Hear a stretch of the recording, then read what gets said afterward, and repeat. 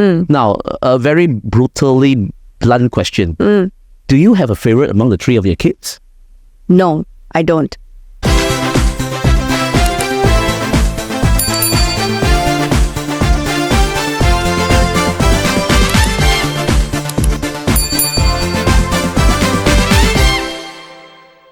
Hey, welcome back once again to the next episode of Talk Sense Lah with Ernie Chan. And of course, this is the Ernie Chan Show. And this time around, we got to be having this talk over here. Why? Because there are a lot of parents that are not talking sense this day. For those of you who know, I'm in the education business. I deal with a lot of parents and a lot of kids. And a lot of parents and kids don't seem to know what they are there for. A lot of parents come to me and say, you know what? I work hard, I pay you, and this is your problem. And that's why I send them to you. So figure it out and fix my child's issue. So today we want to say, hey, it's not just the educator's problem. It's not just our job to fix your child's issue. It's actually us coming together to make things work better. So we went online, we searched for some doctors to figure out which doctor will be very interesting enough to share with you her or his opinion. And we found this very interesting doctor. Ladies and gentlemen, put your hands together and welcome Dr. YiKi. Ladies and gentlemen, yes, Dr. YiKi, or better known as Dr. YiKi. Yes. To all your parents and all your little kids out there, right? And of course, you're a mother as well. We're excited and thank you very much for being here with us today. It's going to be a simple little chit-chat, going back to why you started as a doctor. I think that's very interesting to find out first, and then venturing into what do you actually do. So before I even start, I want to tell everyone out there that Dr. YiKi has got her own Facebook, Instagram, where you can check out Dr. YiKi's Script. So do check it out, and then you'll find out a lot of interesting reels, factual informations that can actually help parents. Because why? I'm a new parent myself, so I find those information very useful.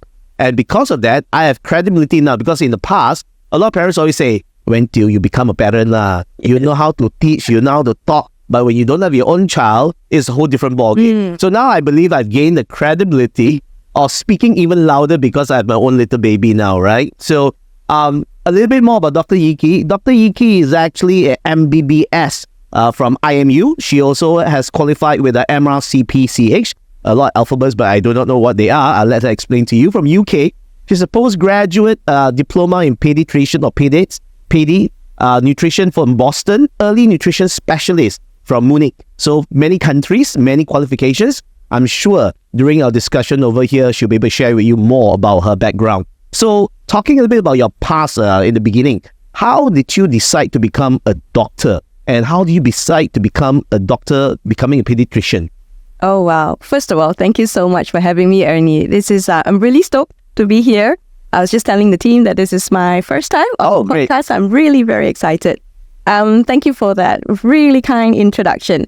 So to your question, why did I become a doctor? Wow, now I really need to dig deep. I think I never really wanted to be anything else than a doctor. I don't have like a really interesting story to tell, but I think one day it just clicked. And when I think very obviously in my memory was that one day when my father asked me what did I want to do, and I had a choice. I could do a double degree in something else, or I could do medicine. And it was very pivotal because that time was the 97 recession. So when he asked me, I kind of knew that it meant a lot, because you need to, my parents needed to look forward to the next 5-6 years of funding my education, the pharma, the father, mother, what do you call this? Sponsorship, correct. So when he asked me, I really had to dig deep in what I want to do in my life. And it was medicine. And I really thank God for my father who made it possible. Why peds? I think the first thing that came to my mind was, I'm so petite, I'm so small, I cannot carry a life-size adult patient if an emergency should happen. So pediatric came to mind, and my best lecturers and my worst lecturers were actually pediatricians. And somehow that motivated and propelled me to go down this route. And when I started my training, the attraction to pediatrics, how the children are so resilient. I see children with very mild problems, but I also see children with a very life-threatening conditions as well, and how I see them play out life and how I see them do their own life when they are sick and when they are well, really overwhelmed me. And I think that really, propelled me to do what I do today. Definitely. I think you're definitely not a regular, normal type of doctor. And when you're saying that they were doctors or the peds who inspired you, and the best of them, I believe they inspired you. They show you why this is the line of specialization that you want to go into. But the worst of all, also, right? You had some worst, as in they did things that they're not supposed to do. That's why you want to do it better. No, actually, I want to qualify that. When I say the worst lecturers, is they're not worse at their trade. They were just not the nicest lecturers. Okay. They were really good. So I remember this particular lecturer, I think, when she faces us, she's like the red dragon, like, wow, I can still hear her in my head, kind of red dragon. But then the moment she lambasts us, right, and she turns to her patient at this, because we normally do side lecturing, right, at the side of the cot. But from her dragon face, and then she turned to the patient, right, suddenly she becomes an angel. And so that's what I meant by the best kind of lecturers and the worst kind of lecturers to me. But across the board, they've all been outstanding pediatricians. I think I'm like that too as a boss, One side I can be telling my students off or my staff off because I teach them myself. And then the more I turn right, it's a whole different game altogether. I think these are the lecturers that a lot of people need to learn from, right? Yes, hard love. Yeah. Well, I got very tough love, You know how to control your emotions from... Even I think that is very useful with kids also today. Yeah. There are moments when you have to be very, very tough, firm. But at the same time, there's a lot of love behind. Did you become a better pediatrician before you became a mom or after you became a mom? Oh, wow. Good question. I would say I was a good pediatrician. I was a hospital-based pediatrician before I had my children. Then I left hospital work and to become a community pediatrician. And my life turned 360 degrees ever since I have my three children. Especially my second child. Sure. Why is that? Because my second child has got some special needs. Sure. And journeying with her in the past 5 years really enriched my knowledge and my perception and the way I see things as a pediatrician. And of course, the things that I do with her now, I learn a lot of things that is not bread and butter of pediatrics, but it's of the surrounding services. And so now I feel like with my experience with her, I'm able to help other parents who are facing a pretty similar situation, and sort of like be able to guide them to the right direction a little faster than what previously I would be able to do. Sure. Do you think it was something that you expected? Because being a doctor yourself, a lot of parents always say, why do I need to be more extra careful or special needs? Being a doctor, were there nutritions that you could have taken before they could actually help the child become less special needs required? Because a lot of parents, when they come to us, we actually receive a lot of special needs children. Some will be mild autism, this and that. Are those genetics? Are those because lack of certain nutrients, or before or during pregnancy they were doing something incorrect? So my first thing that I always tell parents who have children of special needs is that it's really not your fault. It is not the fault of anyone. A lot of times it just happens because a lot of times it's genetics. Sure. There's no amount of nutrition that you can take or not take. There's nothing that you can do or not do that will reduce those things, right? Of course, there are some things that if you knew, then you would take a little bit more precaution. For example, like folic acid. We are all taught or advised to take folic acid even before we get pregnant. So it's part of the conception planning. Of course, that helps, right? And then after that, knowing that there are certain conditions where the risks are higher as the maternal age advances, for example, like Down syndrome, Sure. and increases exponentially. So once we hit like high 30s, early 40s, that should be something that we are aware of. But other than that, no. With regards to children with special needs, when it happens, and there's still a gift to us. Sure. So as far as a lot of parents, if they're in the, I think, late 30s, early 40s, and they really, really have always been wanting to be a father or mother, are there anything in particular that she should be doing to prepare for that so that they will not go into this situation? Or there's nothing actually you can do to avoid the possibility of high chances of them being special kids? Yeah, so most of it, I would say, there's nothing you can do. I don't want to have parents, especially mothers, because women, we tend to be a bit more emotional. We bear that burden. I don't want to say there's anything you could possibly do to eliminate that risk whatsoever. There's none, and the fault is not on us women. It's not on the father. So, but of course, as we advance in age, we need to take care of ourselves. We need to take care of our nutrition. We need to take care of our physical activity. We need to, as much as possible, don't be so stressed. I had infertility for 5 years, and I understand the stress that a woman goes through in trying to conceive. So all of that really plays a part, really brings your hormones all over the place. And so, yeah. Was the stress coming from the family, the in-laws, the brothers, sisters? Because for example, I myself, for the longest time, I didn't have a baby, You go and you have drinks with your friends and say, why are you shooting blanks, is it?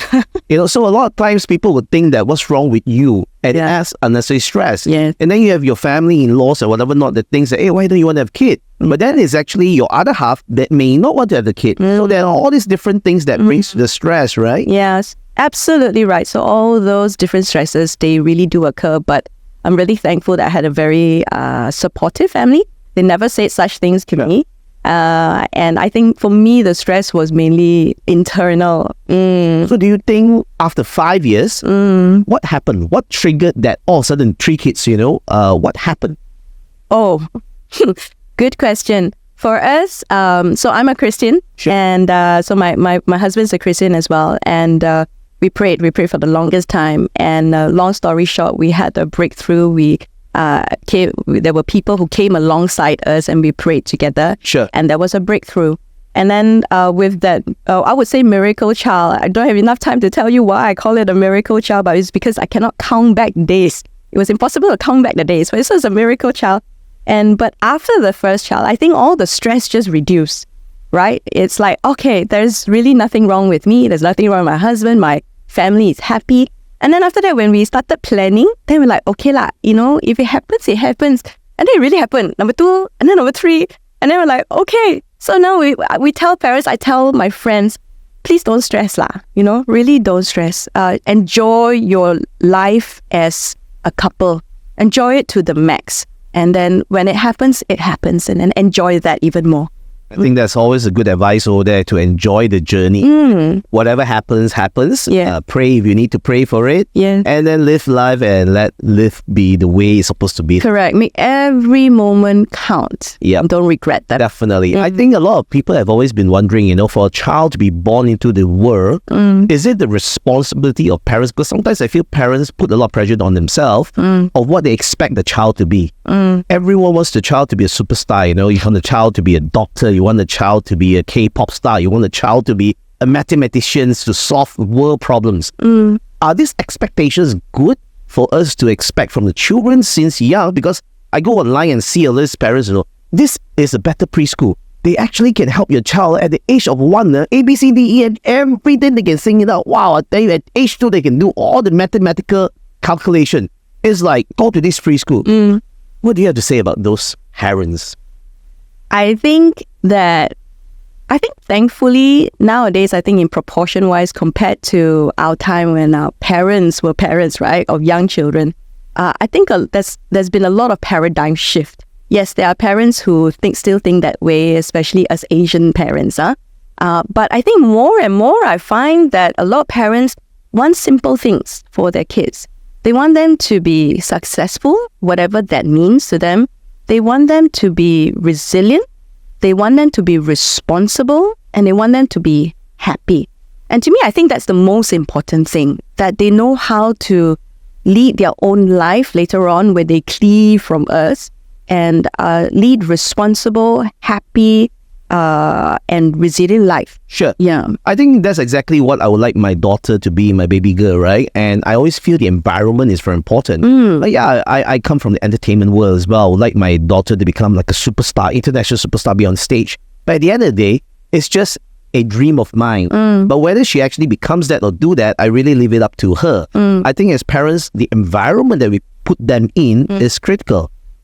So how much of parents, because it's good to hear that you say the paradigm has shifted a lot, but I still deal with a lot of parents who just want the academic studies, make sure they score the A's. If they don't, I mean, I went to school. I didn't get a single A in my Form 5.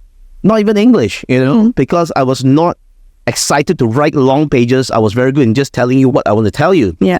But I think I turned out pretty okay. Yeah, you did. And my parents didn't like, you must do this, you must study that. In fact, we had a lot of free hand. And I think you were also probably someone who enjoyed your youth and your young days where you just do what you wanted to do. And I felt those were the days where we became who we are because we were allowed to make mistakes, discover ourselves. And we turned out okay. So what parents thinking today? Why do they want their children to be so, go to school, do this, do that, score their A's, get into a good institute? Is it really a self-centered thing for myself as a parent? Or is it really for my child? Are the children there to fulfill my dreams? Or are they there to really become the better version of who they're supposed to be, the best, what they can become of themselves? Oh, that's an excellent question. And if I can tell you, like from my days in working in a hospital, so part of my, just tell you a story about it. So when I was a specialist in a hospital, so part of my responsibility is to guide the young doctors, the junior doctors who have just graduated and come out. And you really see all sorts lah. Okay, you really see the ones that would push themselves to excel, the ones who are lacking a little, but they have the motivation to be the best version of themselves. However, there is also a group where you know when you see their lackadaisical kind of attitude, right? And when you probe and you ask them, and they say, no, it's because my parents wanted me to be doctors. I am the third generation to become doctor. If I don't become doctor, I'm like the failure of the family. And I feel that that's very sad. Every child is born with a set of innate personality. They are not mini YiKis, they're not mini Ernies, and we have, how shall I put it? We have the responsibility to guide them, but to guide them to be their own person. And it's a very good thing that you put out, because I think it's a mixture. Although we always say, I do this, it's for your best because I want you to be successful. I want you to make it. I want you to have a comfortable life, a good family. But actually, I think to a certain extent, it's also a benchmark for us as a parent. Have we succeeded as parents, And so, yes, so I think to a certain extent, there's a little bit of selfishness in there. But we might call it as a righteous selfishness, because we want them to do well. And I think that's going to be a paradigm shift, and that's something that I'm trying to do with my own kids. Unlike what you said, I didn't grow up like happy-go-lucky and stuff like that. I had a tiger mom. So, and for the longest time, I did well in my studies and everything. I had the motivation to do it. But for the longest time, I always thought that that's because my personality was the same as my mom. But it's only until recently, and I'm 40, yeah? And so only recently when I self-reflect, and I do that quite a bit, is that I realized that I excelled not because I wanted other people to see that I excelled. I actually excelled because I internally wanted to be the best version of myself. And that's very, very different. The motivation is very different. But because of my mom, that I felt that that overshadowed my development, not in a bad way, yeah, but just made me think that I wanted to excel for a different reason lah. Sure.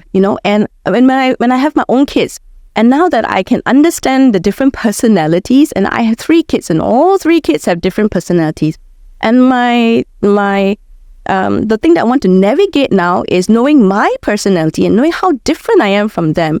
And I know that they are in an age where certificates are good, but certificates are not everything. We've got so many business owners, entrepreneurs, very successful people in the world. And I don't just mean by financial sense, like they bring change to the world.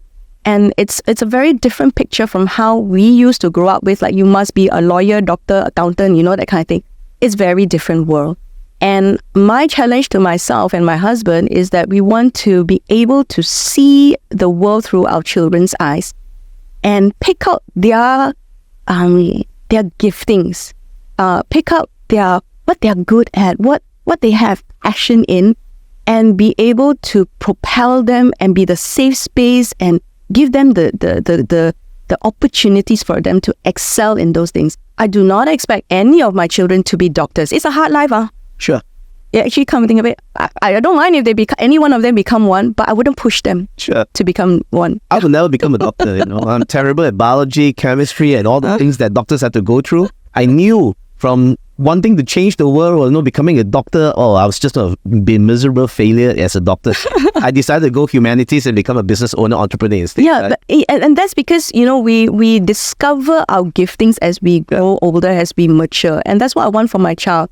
So I want to give that space to them to be able, as they grow older and mature, they get to realize where their real passion is, you know. I mean, I go back to like training dogs, you know, Cesar Millan, he's probably the best dog trainer in the world, right? Or probably the most well-recognized Cesar Millan. So he always mentioned we are not training the dogs, we're actually training the owner. So I relate that to, we're actually training parents, not training the kids. Right? Absolutely right. You got it in the bullseye. So when we talk about training the parents, dealt with a lot of parents over the years, and I've got parents who say, Ernie, stop giving my child hopes and dreams. And I thought that's what I'm supposed to do as an educator, provide hopes and dreams for the children to want to do more. Yes. Because sometimes I then realize that, am I being too much of a busybody? Because some individuals actually grew up from an environment where they are just meant to do char kway teow, serve char kway teow, and that's their life. I come from Damansara. I live in Damansara, right? So they always ask me, why in the world did I acquire and buy and set up a college education in this part of the world? You know, Sedang, Sri Kembangan, this new village, kampong, where the people don't know how to appreciate what you are trying to do. So I've got even spat at before. Stop coming to disturb my child. Stop having these dreams for my child. So there are different types of parents who look at different things. So what I'm trying to get at is, if you never had an opportunity or the capability to understand what we're talking about, is it a very vicious cycle then? Because if you were just taught by your parents and your parents were taught by your parents, it was just dumb down kind of information. Yeah. Where, for example, they'll say things like, eggs are very bad for you, cholesterol very high. But then people will tell you eggs is the most nutritious food in the world, right? So how do you actually then educate or train these kind of parents who have this kind of information that is generation after generations and they have not been educated? So the problem is then continuously in that vicious cycle. What do we do then? How do we get to these people to let them have better understanding? Because I deal with a lot of these kind of parents. Yeah. Wow. That is mind-blowing. Absolutely mind-blowing. And a little saddening, actually. You know, Tell me about it. Thank you for really, you know, being in the heart of this. And because I'm in a community that I don't see much of that. Yeah, because we have Publica, Damansara, Montero. Yeah. So, and our circle is different. Our circle where we believe in education changes, education and hard work and smart work changes lives. But you are talking about a whole different community where the mindset is so different. And when it's so ingrained in them, like you say, from one generation to another generation, it's so hard for them to see it differently. I don't think there is any kind of social media or any kind of like big program that can actually change their hearts and their minds about it. But if I can be really honest, I think then you and your team, the education team that is placed, that you've been given the mandate to be in such places, to talk to them one by one, have this heart-to-heart talk and build that rapport. And I think it's not an overnight thing. It's something where you show your sincerity and your heart. And, you know, they say you may be busybody, you know, that kind of thing. But when they continue to see that the people are so invested in their children's life, I think something will click. It's like the analogy of, I don't know whether you heard about this, Ernie, about the analogy of a little child walking down the beach. And then he saw so many starfish that has been beached up. And then he started taking one by one, and he thought they were dying, right? So he took up one by one the starfish and threw it back into the ocean. And then he walked and he took another one and threw it back in the ocean. There was another kid that came by and said, what are you doing? You look at this whole, this span of beach. There's so many of them. How are you going to save all of them? Yep. And the boy went, it doesn't matter. I'll save one after one. Yeah. After one. Yeah. And I think that's got to be the perseverance that we have as a health educator and as a educator. I think that's the responsibility that we'll have to shoulder and just move one step ahead of one step ahead of one step. I've been doing this for a very long time, from adult learning. We do a lot of corporate training. Then I realized that it's a bit too late because they've set in their ways, which is why then I acquired the college about 12 years ago. And I've been struggling and suffering and a huge challenge for the last 12 years doing this. Then I said, you know what? If I could do it with the tertiary level, let's go downstream. So we went to K-12 education, and now we're going even further down because we're going down all the way to preschool. So all of a sudden, in the last 12 years, a lot of challenges, very difficult as per what you just mentioned. I think it's very worth it because why? It really transforms families and lives. Yeah. Because if you break the vicious cycle from a sincerity standpoint, that's why we have some of the shows in Cantonese, trying to reach out to the market. Because if we do this podcast right now, we are still reaching back to our Sri Hatamas, our Montclair, our international community. But you will not get down to the grassroots of the people over here. And that's the reality, right? So like some of my team over here, they're all my PORTMAN graduates. And they graduated, and some of them were with me for 11, 12 years since day one itself as students, and now my team. So we did make a little impact, but what we want to do is be able to create an impact that cross borders. I think that's very important to understand that it's beyond just doing what we do, thinking that that's going to help. Because sometimes people take you as a busybody. I went to Kelantan, I went to Terengganu, I've been to Perlis, right? I met the chief minister at that time was Mahathir's son. What's his name? Mukris, I think. Mukris. I went with Tan Sri Nopsya Omar to visit him in his office. And then we went one of the aduns for lunch. And then we noticed one thing, that why are you coming here trying to develop our state? We are very happy the way it is. We don't need you to come and develop us because we are okay with what it is. So sometimes we find that when we try to bring development or childhood development, every parent may say they want the best for a child, but at the end of the day, what do you want that is best for a child? From a mental perspective, from a physical perspective, or just wanting like, hey, so I look good, so they get a scholarship and I don't have to pay for it. So there are many different tiers and depths to when we talk to parents. Really, what do they want? And what right do we have to tell you? Because at the end of the day, you will tell me that it's my child, it's my way, and at the end of the day, it's not your child. I'm paying you to do that part, to solve that problem. So we are constantly having this kind of different challenges over here, right? But we don't stop, and we believe in what we do. Now, I want to talk a little bit more about being the middle child, because I'm also the middle child of 3 kids, and you also have 3 kids. And then when the first child comes out, obviously it's the apple, the eye of the apple of the family. It's like the most precious one is the first one, right? Then you give everything brand new. Then you have to hand me down to the second one. So I have a brother. I'm a son, so I pretty much receive all hand-me-downs. He received all the attention even after I came out. And then my sister came out, which is a girl, which is the first girl in the whole entire family. So again, the attention went there. So being the middle child, you have the middle child syndrome. So my whole entire life, I was just trying to show my parents that, I can do just as well. Can you love me more? That was what I felt. And a lot of times we don't know how to differentiate as a child. What is the level of love? Or how do I know whether my parents actually love us equally? Now, a very brutally blunt question. Do you have a favorite among the 3 of your kids? No, I don't. But I tell them, I don't love you all the same. It's impossible to love all of them the same, at the same level all the time, at the same method all the time, because all of them are so different. And so I tell I love you all very, very much, but I don't love you the same. Because each child requires different sort of love.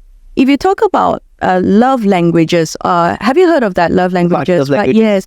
So every person has different love languages, and it speaks very differently to them, right? So to my first son, and, to go back, I'm actually practical. My first son actually all had hand-me-downs because I have a community of like friends with other kids, right? So most of I think 80% of his clothes were also hand-me-downs. So one of the good strategies is to make sure even the first one get a hand. Correct. And then you save a lot of money. A lot of money. Save the money for something else. But my first son is an extrovert. And he is very lovey-dovey, very physical, So his love language is touch and quality time. So I make sure that I try, when I talk to him, it's not so much of services, it's not so much of gifts, it's not so much of, what's the other one? Words of affirmation. It's important. All three are important, but I know the one that really talks to him is quality time and touch. My second one is a little different. And because she has special needs, it takes a little bit more time to sort of like let the onion pieces just unfold itself and for me to understand what really speaks to her. And for her, she's a little bit like me, needs space one. So I cannot just go up to her and hug her like that. Wow, she cannot. So is that called I don't love her? The same? I mean, with my son, if I don't run to her and envelop her in my arms, no. It's understanding what she needs at that point of time. And to her, I needed to speak more. I needed to speak into her life more. And so it was more words of affirmation. Sure. My youngest is just 2 and then she's just a ball of energy everywhere.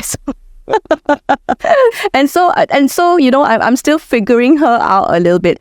But just to put everything into perspective, no, we cannot love every child the same. But we find how we can love them best. I think this is very important. When I always taught, the best way to actually develop children is to give them energy, right? But some children really cannot take the energy.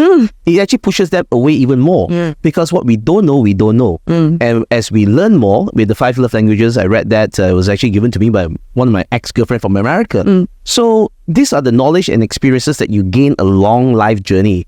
But for a lot, they have never been exposed to that. They don't understand that. Then to them is, hey, you are just very materialistic. Because why? You always just like give you something and you're happy already one. Now, to the contrary, if your child, for example, love language is gifts, and if you always buy things for them and it's really their love language, wouldn't that make them be perceived or be developing that materialistic lifestyle, materialistic perception of what life is supposed to be? Yeah, so that's a very common misconception about the love language of gift. The love language of gift, it doesn't mean how expensive or how big or how grandeur the gift is.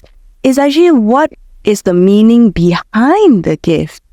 And so it can be a very small little thing, but it's something that, through your conversation with your child, it means something to him. And that means a lot, So it's not just, because one day in his whim and fancy, I said, Mommy, I want a Spider-Man wallet, And then you go run down the road and go buy a Spider-Man wallet because you know that's his gift. No, it's not that. But it's finding a reason behind the gift that would make the connection closer.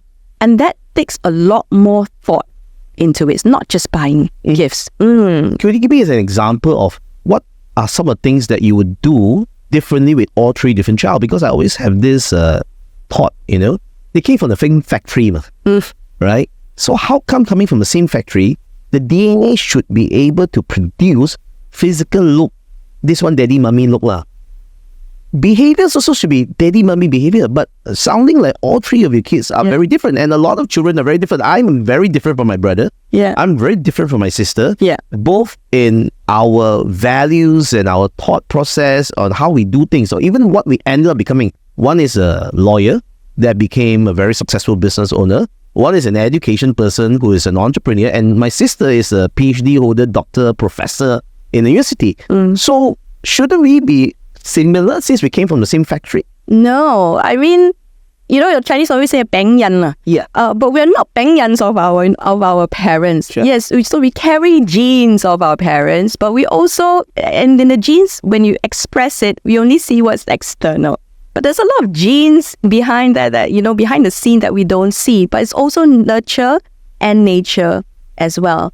And I was reading a book, or rather I was watching a video and then I got my hands on the book about the different personalities of a child. And you know, we all have divided into these 4 main quadrants of personality. Yeah. Myers-Briggs. Yeah. Yeah, correct. And even children, they have an innate personality that is just like our thumbprint. You know, we come from our parents, but all our thumbprints are different. We have our unique thumbprint. Personality-wise and what they're made up of is also as unique and special as a thumbprint. And we need to understand that. And so that we don't impose what we are upon our children. Sure. And more like using our time with them that we have with them to sort of like unravel that relationship and to get to know each other, just like how we need time, spend time to get to know our spouses, get to know our friends, you know, and that is like a lifelong adventure. And we need to, I feel that that's the adventure I have, that I have this lifelong adventure of finding out who my child really is and who my children are going to become. Sure. I think that's very, very good to really want to find out, discover along the journey, because I think we can only plan out for what we want the child to become. But at the end of the day, it's really what they will become depending on the environment and everything else that actually comes with it. Yeah, but I need to say it's very intentional. It needs to be so intentional. Because I think if you look at how we want to provide for our children, right, I think it can be divided into like, if I can just roughly say 3. You know, the first main thing is, I think all of us, the first thing that comes into mind is we need to provide for them physically. Sure. Give them the security, right? That there's a roof above their head, there's food on the table, they are safe where they are healthy. And I think a lot of us, if we are even struggling in that level where we're trying to provide for our children, we don't have enough brain space to be intentional with the other stages. And so then, you know, but if we can provide for them adequately, and I don't mean T20, I just mean provide adequately, sure. You know, then I think then some parents will have the brain space and the thought, and if they're more reflective in their thoughts, then we want to fill them up in their emotions and their psychological part of their development. And then obviously some of us will also want to look at the spiritual part. Sure. But you know, in order to navigate the psychology and the emotional part, there's a lot of research that's gone in the past decades, and that's why I think parenting has really turned upside down from what our parents knew to what we are. Our parents were boomers. Sure. Their main concern was to provide for us physically. You know, they work day in, day out so that they can have a house, so that they can send us for education. And that's all they have brain energy for.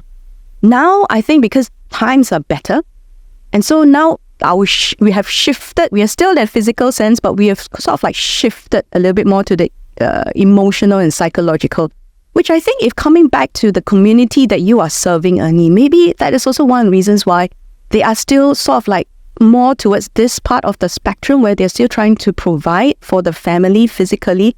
And then there's not much space for them to really think, how can I nurture them to reach their hopes and dreams when I'm just trying to bring in the food on the table? Yeah. You know? I think those are some of the realities. Because when we talk about where you're from, where I'm from, the community that we serve, I would say is a upper M40 and T20 market. Whereas you come to different parts of Malaysia, I would say 80% of mass market Malaysia is actually M40 and B40. So that actually brings the reality of different kinds of education for different people. But the reality is also, how do we actually bridge this gap and to close the gap a lot more so that things become better. Not just for Malaysia, but for actually the world. Because everywhere I go, I don't go and enjoy life just because of what they show you on social media. But I actually go to the streets, the ground. In fact, I enjoy going to the kampungs and the streets to see how people actually live. You know, you go to Cambodia, you go to Vietnam, you go to all the different third world countries of the world, and you see that it's still very, very far. I mean, we are very privileged to know what we know and talk about things that we talk about. But a lot of people don't even have that privilege at all, you know. Putting food on the table is privilege. I think that's the idea of trying to inspire more people to understand that we are still very far away from children development to what we want it to be. And I think it's so important then, if we can't get to parents, if there is that little door ajar for us to just put that seed of hope, put that seed of dreams, put a seed that I can do something with my life in that 4-year-old, in that 5-year-old, because you don't think that they don't understand. No, they may not understand the full abstract part of it, but there's something happens when we speak good into their life, when we tell them that you are good, that you are loved, that you can amount to something big and something good, and say it enough until it becomes ingrained in them, that as they grow up, I think that plays the resilient part. They can be bogged down, but they'll be like, that boxing thing where you just right? Yep. And they'll learn somehow in their deep in them, they will know how to bounce back Yeah, we call all the time. I think. The Albert Bandura's research of this door that actually comes back up. Great. Yeah. I think that's very good, and I want to go further on that after the break that we're going to take right now. We'll talk a little bit more about the kind of words, the kind of things that we actually do with the young ones, growing them up, because we can talk about motivational speaking to adults and everything, how it actually impacts, influence them. So physically, emotionally, spiritually, what are some of the things that parents can do that is not overboard, not too kiasu, but at the same time with the right intentions, so that we know what we are doing? Because a lot of time parents don't know. I thought I knew what I was doing, until I became a father. You can prepare as much as you want, but the baby will change everything for you because it's not up to you. I'm your boss right now, I tell you when to wake up, when to sleep. I woke up twice last night because you woke up twice last night, So the whole idea is that we can only be as good as a planner, but at the end of the day, what are some things that we can do as parents with the right intentions? I always believe there's no right and wrong, but at the end, they got to be the right intentions, right? So we'll come back shortly with Dr. YiKi over here, and once we are back, we'll talk to Dr. YiKi more. So stay tuned and continue watching. Are you a parent who is having a lot of difficulty trying to get your children interested to go to school? Are you a parent who's been working very hard with your child, trying to get them to score better in school? Hi parents, my name is Ernie Chan. I'm the Chairman President of the PORTMAN Education Group. We've been around since 2003. Yes, you heard me correct. For the past 20 years, we've been working hard to change our education. A very simple reason, because I came from a failed education system right here. Ladies and gentlemen, because of that, I had to leave the country to get better education where it fit me, for me to do better. I was called Sampah Masyarakat, or the outcast that most colleges, universities was not interested to accept me because my grades were not good.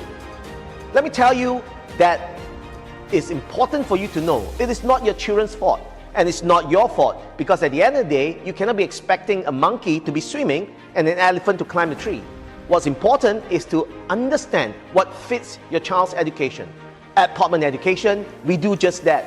We are able to help your children enjoy a fun learning environment where they are protected and they feel safe with the teachers and also our team over here. And at the same time, develop and train them in the functional and important things that is needed for them to stay current and relevant to what's needed for them to get into colleges and universities.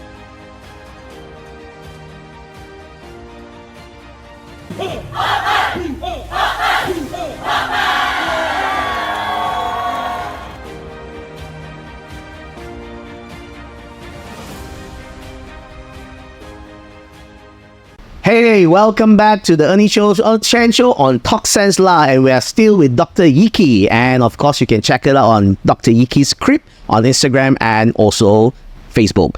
Now we are talking to Dr. YiKi, and of course I've got a lot of questions for her. I'm sure you have a lot of questions for her also, because it's been very interesting.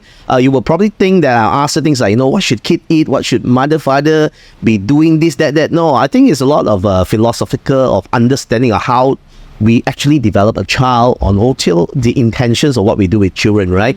I became a new daddy about close to a year now. Next month is my baby's 1-year-old birthday. And it's a whole new world of changes in my life, in everything that I do. I think it's very important for us to understand, because I never had to deal with confinement home. If I could, I would actually keep my partner at home, and then I'll take care of her myself and the baby, but I didn't know anything, right? So I didn't know what to expect, what to do.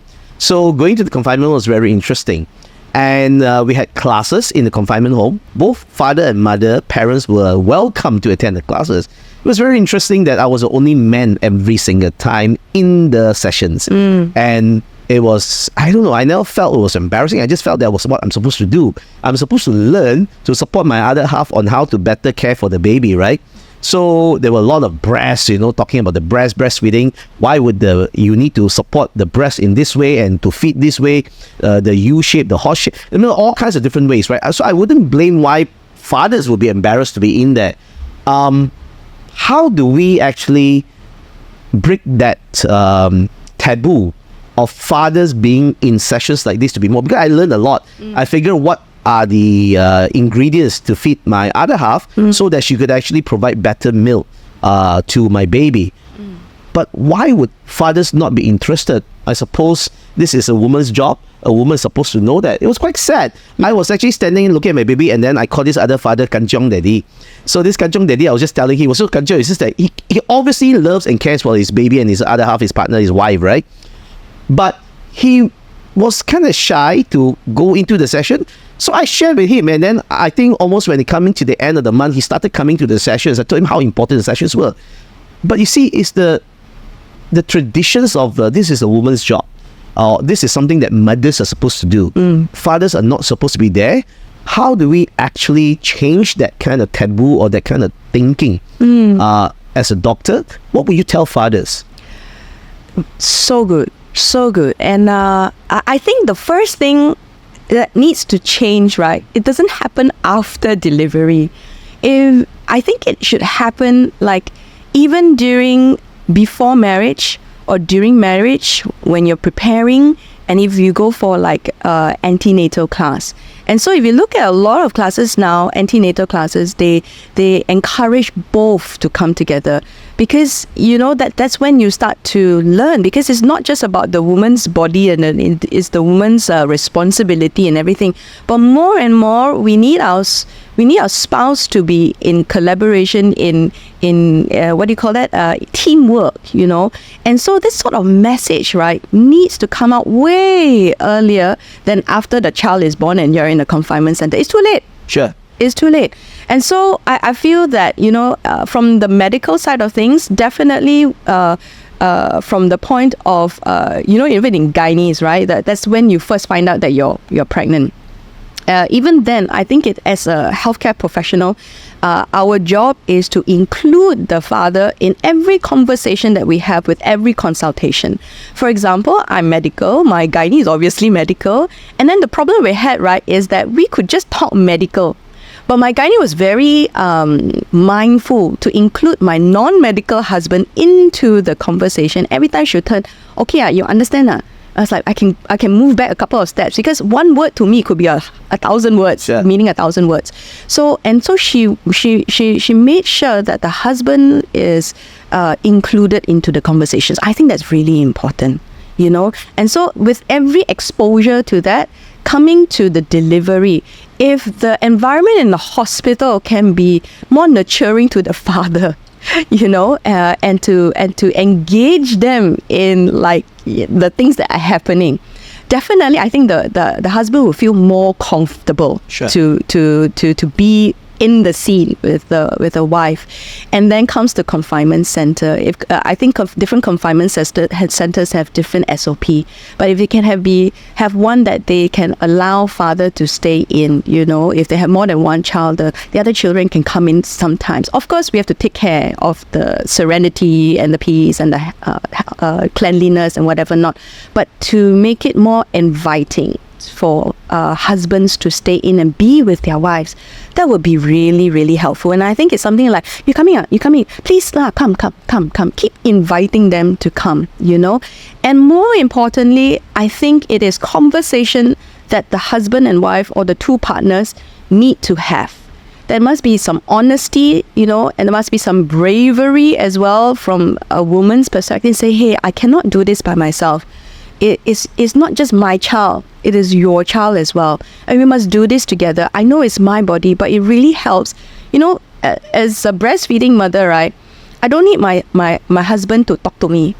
But it really did help in the middle of the night. If my husband just woke up and then seeing me feed, and I had a very difficult breastfeeding journey for my first child, and he just said, do you need anything? And I'll go, no, I'm okay. Then you go, okay, anything? You let me know. then he goes back to sleep. Even that alone was very, very precious. Yeah.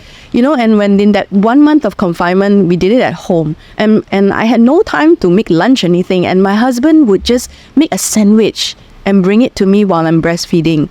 Like, that meant a lot to me. You know, you don't need to say a lot of things lah, you know, but those little things, and I think it's very important that the expectation should be set between the two people, right? Like, if I'm like that, right, if I tell you to talk to my hand, please don't be offended.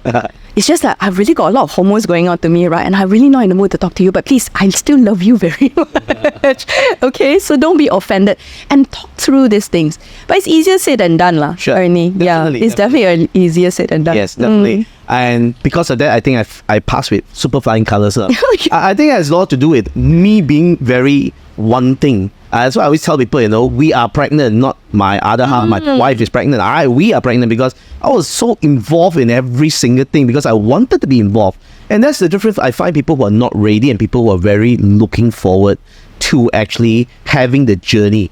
We documented the whole entire journey. It was just so amazing, beautiful, right? So I think there's a lot of intention, and the intention on development on mental, physical, emotional. What are some of the things that we can talk about that I want to see what parents can do when it comes to their mental development, the cognitive for the young little baby, all the way up? What are the different stages that we actually can do to help the mental development to be a lot better? Because at the end of the day, with the right intentions and the actions that we take can actually help. Or is it sometimes that we do too much, it becomes too pressurizing? Where do we draw the line for that? So I think, wow, if you're talking from baby all the way to teenage years until they leave the nest, can take an entire week to talk about that. But just generally, I feel that, of course, number one, which I've mentioned once before in my IG, is that keeping them away from physical harm is non-negotiable. I think as parents, that's the first thing, right? So that's that. We must do no harm to them, almost like doctor like that, you know, do no harm, you know. But no, really, we must take care of them physically, non-negotiable. Sure. Then we talk about the next thing, I think, even from the get-go, will be connection. At every juncture of their development, from a baby to a toddler, preschooler, young child to older kids, right? Older teenagers, the connection must continue. And why? Because we are first and foremost, they came from us. Sure. And so we are first and foremost must understand that we are their safe space. Before they learn anything from the world, their foundation should be found in the home. The main responsibility is in a home. But it's not because I'm your mother, because I'm your father, you must listen to me. We don't do that no more. But it's now we learn that the connection plays a really important role. That whether they are good, whether their behaviors are good or bad or don't make sense, that we tell them, we need them to understand that at the end of the day, you can still come back to mommy, you can still come back to daddy. You did some foolish things, but this is your safe space. We are your safe space. We'll always have that connection. And I feel that's the ongoing thing that I always thrive. I can be really boiling mad, but I have to center myself and go connection. Anchor myself. Connection first, YiKi. And then after that, but all connection with no boundaries is a recipe for disaster as they grow older. Because we are no longer going to be their center of their world as they approach their teenager years. And then there's a whole lot more other influences in their life. And so even from young, we need to set boundaries, you know. And kids, as they grow up, they want to test boundaries. So we need to be very clear, what are the boundaries that are non-negotiable? What are the boundaries that are negotiable? One of the parenting courses that I've attended before and really helped me in my older son's early years is this concept of a V. So a V looks like this. Now, V, as when they're younger, the boundaries and we allow them is narrower because they are so young. They're not developed enough in their brains to know what is the right thing to do. And so the reign that we have on them is narrower. But as we work on connection and boundaries, as they grow older, then we are more flexible and we allow the V to increase in the width, and then they have more autonomy Sure. in what they want to do. So I would say that as the journey goes on, these are the dynamic things that we want to work with. You see, I've watched a lot of videos, I've read a lot of articles. Does that has got to do with when they are younger and the American or the Western way of treating it? They say things like, stay apart from your baby, have a separate room. Put them, when they cry, you don't have to carry them up. You just put your hand just a little bit on top, not even touching the baby, just leave it there. And that will develop independence, right? Then you have the Asian way of doing it where, oh no, the moment they cry, you pick them up. That's how you actually keep them feeling secure, safe and everything. Two schools of thoughts. Yes. I myself was educated in America. So I thought I was going to say, yeah, put them independent, leave it there, let them cry their way out. You ask me to do that now, I'll tell you got to be kidding me. Because it's not that I'm afraid that they won't become independent. It's because I enjoy her being in my arms to suit her and to make sure that she's feeling secure and safe. And I enjoy her sleeping with me. It's like, what's wrong with her sleeping with you? Now, then I have also my other friend who said, oh, we were very close with my daughter, very close with my son. And we were like, close. I'm a very touchy feeling. Touch is my love language. I kiss my baby a lot. I just hug and kiss people in general a lot. But they say when they reach 11, 12 years old, it's like the cool period. I don't need to be around you anymore. So does it has got to do with when how you grew them from young, that then you open that V, or somehow or another, no matter how close you are, even I kiss my daughter, I hug her, she would then feel distant. Which is which? There's so many factors, Ernie. I don't think there is like a linear line to it. It's not that the Western world has a single thought. The Western world has got so many thoughts. From what you've just mentioned to attachment parenting. Actually, all this came from there. Sure. It's just trickling down to our Asian parenting only. And truth be told, I can find it even for me. Like just reading what they're saying, and if you like read snippets, it is very easy to be very confused by it. And the problem with there's so many different types of parenting now, right, on either side of the scale, is that I feel it makes parents like suddenly feel very afraid to be parents, like walking on eggshells like that, thinking that whatever I do or don't do is going to have a lifelong effect and scar on them. But there are science-based things, to explain such things. For example, when you say about the crying, right? Babies cry. That's a fact of life. They cry when they like it. When they like it, they want attention. They cry when they don't like it, when they're hungry, when they're sick, when they've got peep, when they got poo, when they cannot sleep, when they're, because that's the only thing they know how to do. So is cry bad? No, crying is not bad. But we do know that we cannot let them cry for too long till they feel abandoned. So when it comes to like sleep training, the typical things are sleep training, or how long we allow them to cry before we pick them up. I think that's a bit of science that we can understand so that we can wrap around our head our strategy. And I always tell parents, I have my own strategy. I can tell you what my strategy is, but it's got to jive with you. It's got to be comfortable between you and the father of the child.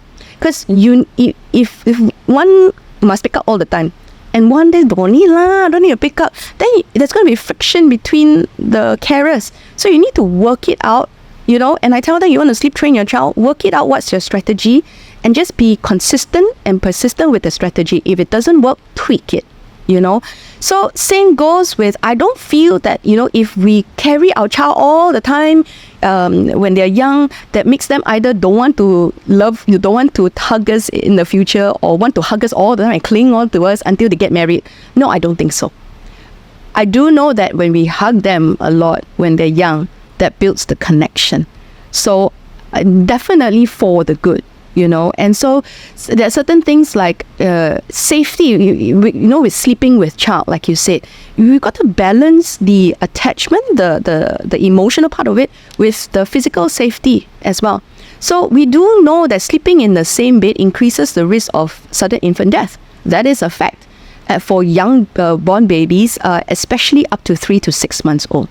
So I know it's like we want to sleep our baby. I also want to sleep our baby, but we know that there's this risk, especially if we breastfeed and we're like falling asleep, And I've seen this happen in hospital, baby death because of mommy breastfeeding on the side and falling over the child and smothered the child to death. Sorry, a bit morbid, but so when my parents ask me, I say, hey, I believe in sleeping in a cot, but there's such thing as putting the cot next to your bed as an extension of your bed. Then you're with your child, you're right next to your child. That is attachment in itself, So there are things that we can go around, to maintain the connection and attachment while keeping our baby safe as well. Well, how I did was I didn't dare to sleep my baby when she was a very little tiny baby. I was just very afraid, right? Yeah. Because you want to hurt her and all this possibility of smothering and things like that. So we put her in a baby cot, but somehow or another it doesn't work. So we go back to the tradition of how Chinese parents do. You buy a separate bed, but it's attached to our bed, and then it's there. So it works. Yeah. So like I said, what works for the family, right? That's most important. And by being parents, you buy a lot of things. You buy. Then you realize actually a lot of things doesn't work. Don't really need it, Yeah. But you want to provide what you feel is the best for the child. I had 6 hours when she had colic. I carried her for 6 hours. No matter how tired, it's like, open your eyes, and you just carry it.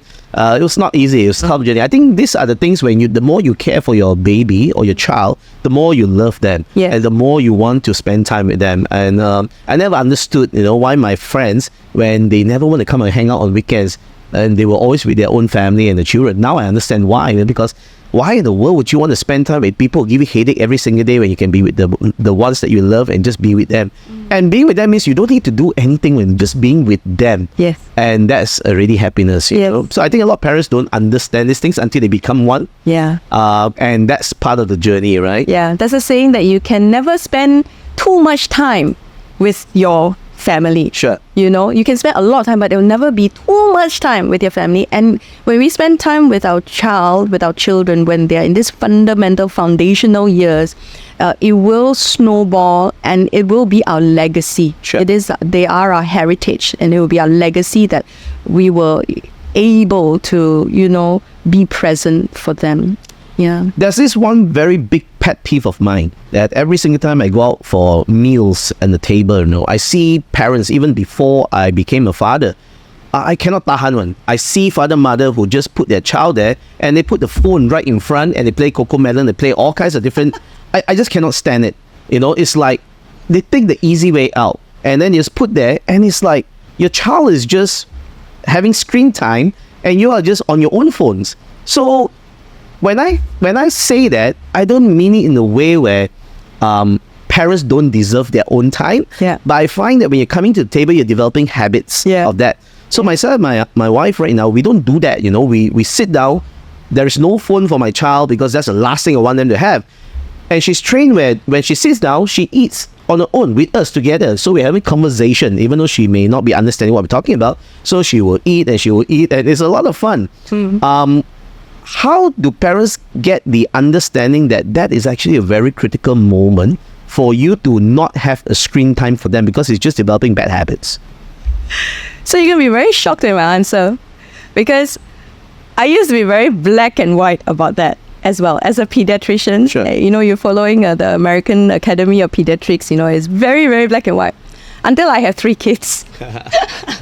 So you wait until you have 3 kids. And then it's not so black and white anymore.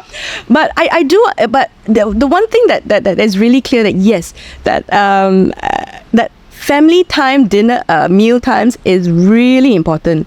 And to the best of our ability. Now I don't tell parents, you die also don't put out the screen, Is to the best of our ability. Again, have a game plan, have a strategy, and to the best of our ability. I think the first thing that us parents need to do to overcome that is we don't take out our gadgets lah. that we ourselves, how do we control our kids if we can't even control ourselves? If we are addicted to the phone itself and we must check our WhatsApp all the time, how can we have double standards and say we cannot on the screen for our child? So I think, like you say, we need to train the parents, we need to train ourselves first. So if we can have that self-control to not bring it out, then we have half the battle won, right? Now, of course, when we have younger child, first child, where we have not exposed them to that yet until we decide to, right? It's easier than having 2-3 children where your 5-year-old already exposed to it, and you have a 3-year-old and a 1-year-old who's looking at the gokor, watching it, and then you cannot be double standard again, you know. So it's not black and white. I will tell you straight on. It's my youngest is exposed to screen much earlier than my oldest. It you know, makes sense, right? Yeah, correct. The gokor is actually watching. Exactly. So it's harder. It's definitely harder. But but at the end of the day, it's the intention, number one. But I'm also talking about typically developing children, where they will understand knowing their development and we're able to talk them out and fill their time with other things. However, for some neurodivergent children, we can't put the same rule to them. And sometimes, because for neurodivergent children, such as autism, sometimes, depending on where they are on the spectrum, the external stimulus can be actually very overwhelming. And how they calm themselves down is if they are able to just focus on one thing. And so in that situation and that context, then I think it's allowable lah. It's allowable because that's the one that will help them to not go out of control in a situation where kopitiam so noisy and they don't know how to filter all those stimuli. But for the rest of the typically developing children, we work it out. We work it out. This is an ongoing thing with me, yeah. Yeah. So I absolutely empathize with parents as well. Like, can I just have 5-10 minutes of peace at the table? Nah, you just take my money, take my screen, and I just want to drink my coffee for 5 minutes. I've been there, done that many times. And I think it's a season, and my thing to parents is like, yes, it's not the most ideal, but be gracious to yourself as well. And I tell myself that, be gracious. I've just like anyone, we've got really bad days. And when mine is not there to really be on top of the game, you know. And during those period of time, just be gracious to yourself. But then at the end of the day, get the rest that your body needs. Recalibrate, reframe, come up with a strategy, a game plan, and then try again the next day. And so for me, currently, like literally currently, I'm being more intentional to remember to bring out other things and put it into my backpack so that when it comes to the table, I immediately, you know, and put their attention to those things. And make sure I have enough to last for 15 to 20 minutes before the food comes. Sure. So, yeah. One of your content, talking about attention, you were saying that, you know, our child don't have focus. They are not focused. And your child was actually preparing a puzzle, I think, word puzzle for you to find the, and then you distracted him. So a lot of times we say, why is my child not focused? But in reality, we are the one who's actually distracting them. Yes. Are all children like that they are actually by nature focused doing that thing, and it was all caused by us parents who went and made them losing their attention on what they're doing? Yeah, so I think primarily because we cannot stand, generally, I think parents cannot stand when our kids are just staring into space and not doing anything. But actually, studies have shown it's in those times of idleness, and even as us as adults, is when we are not thinking about our work and where we're just letting our minds wander, that suddenly sparks of ideas comes through, you know. And so it's the same with kids. So it's allowing, and we feel like we need to fill their time, right? Like like that, you know, like one after another, so that their brains are filled. It's not so. It's actually allowing them the space, and we need to learn to, even when a toddler is playing, We're so into like, oh, come, let's play with you, because we want to be present. We want to be engaging. So we are there and we're like, oh, let's build this, blah, blah, blah, blah, and constantly talking. But what we learn is when we just take a step back, being present doesn't mean talk all the time. Being present means just be there, let them play, let them figure out how to play the thing, and let their creativity come out. And again, it's intentional. The way we go, okay, let's just sit back and just watch for a time. And then when they want to talk to us, they want our attention, they will naturally turn to us. And then we are right there ready to respond to them. Well, we've been having a very, very interesting conversation. I think I've learned a lot, and I believe our audience will definitely learn a lot. Now, before we close off the session on Talk Sense Lao with Dr. YiKi this time around, what are 3 most important critical things, in your opinion, being a pediatrician for so many years? And what are the 3 things that parents can actually do throughout the journey in the child's development till they become a young adult? What are 3 most important things parents can actually do that's highly beneficial for the young ones? Thank you for that question. 3 things are, I think the first thing, like I said, connection. That will never be too old or too old-fashioned, And that's true. Physical hugs, kisses, yes, words. Speaking into their lives, telling them daily, like you do not know what kind of thoughts creeps into their mind. My son suddenly one day said, "Mommy, I am stupid. I will tell you right now, honestly." And I said, why do you say that? So he has this story. And then it's my responsibility to turn the narrative around. And for every negative word that fills their mind, we've got to repeat good words to them at least 15 times, That's the science, For every bad word, we need to speak good words 15 times for it to cover the effects of their bad words. And so connection from baby all the way to they become adults. The dynamics of the relationship will change, but the connection will always be there till the dying day. Number 2, I feel, is boundaries. And I think a lot of parents either have too much boundaries until it mengongkong the child, like there's no space to develop oneself. Cannot breathe, right? Especially if you have a very high-spirited child. Sure. Very different. You have a very obedient, naturally very obedient child, which is okay, yes. But you have a very high-spirited child as well, and that can be very detrimental to the personality of that child. But on the other end of the spectrum is those that, especially if we embrace the newer parenting styles, I find that what we parents are struggling with is navigating around boundaries and obedience. It's like such a taboo word, obedience. It shouldn't be. It shouldn't be a taboo word, because why? We are the center of their lives when they are young. And obedience doesn't mean because I am mommy, I tell you to do it, therefore you must do it. No. It's telling them, let me give you an example. I can't remember what it was. I can't remember the thing. But he was going to do something that was obviously not jiving with me. And it was not safe or not something like that.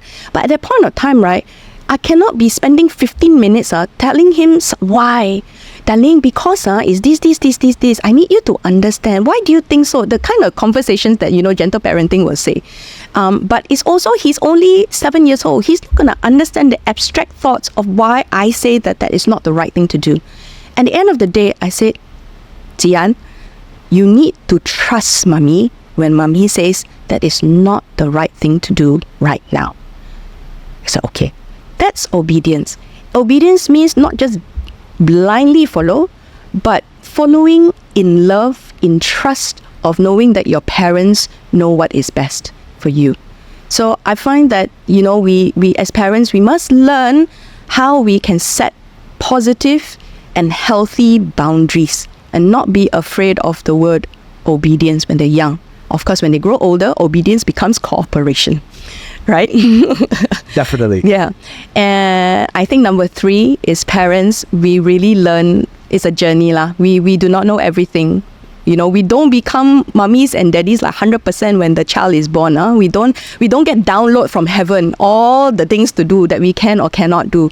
It is a journey, and we will make mistakes. And so my third message is to be gracious to yourself, to take notes of the things that didn't go so well, and reconcile it, and then go to sleep and do better the next day. Thank you so much, Dr. YiKi. And the 3 things that we conclude, or all parents should be able to do. If you are a parent and you're struggling, first and foremost, right? Hey, we don't know everything. So most important is connection. Connect with your children. Number 2, have the boundaries, positive, healthy boundaries. And of course, number 3, gracious to yourself. I think for me, it's very important to know that we don't know everything. And it's important to know that the more that we don't know, the more we want to find out. Right? That's the whole idea. And I didn't ever think that I was going to be talking to a doctor about children development, because I thought I knew it all. I'm an education person, right?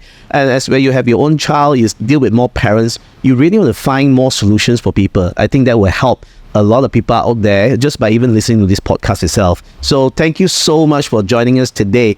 And if you, ladies and gentlemen out there, enjoyed this podcast with Dr. YiKi, you can always find her at Dr. YiKi Crib. Yes. On Instagram and also Facebook. And of course, you can always DM her, and I'm sure you can find her at her clinic so that she can be able to assist you much, much more. So once again, thank you very much. And one final words for our audience over here. Thank you very much for having me, Ernie. I absolutely had a really good time. So thank you. Thank you. Yep. I hope it made a lot of sense, and that's why on Talk Sense Loud with Ernie Chan, we always make sense out of everything and challenges that you're dealing with. With that, thank you very much. Till we see you again in our next episode on Talk Sense Loud with Ernie Chan. See you, and we'll see you soon again.